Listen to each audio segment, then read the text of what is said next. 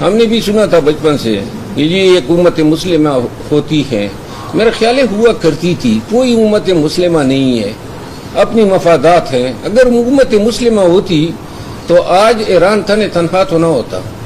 حتیٰ کہ ہم پڑوسی ہونے کے باوجود بھی پانی تک نہیں دے سکتے ہیں.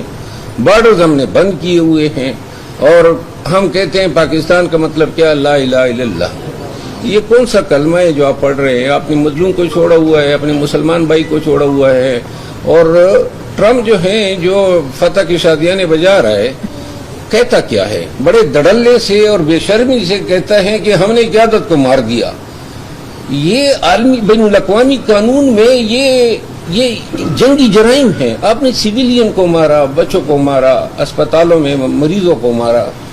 اور ایک چیز پہ میں قدر اطمینان کا اظہار کرتا ہوں کہ حکومت پاکستان کی